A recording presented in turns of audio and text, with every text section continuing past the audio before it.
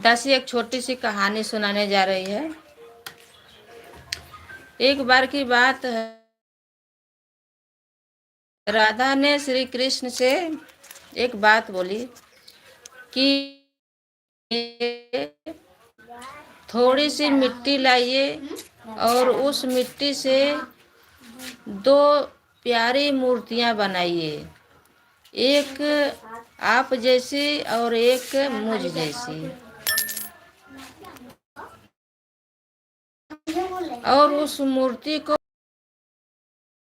तोड़ देना। फिर उसी मिट्टी से दो प्यारी मूर्तियां बनाना, एक आप जैसी और एक मुझ जैसी, ताकि कुछ कुछ मैं तुझ में और कुछ कुछ आप मुझ में मिल जाएं।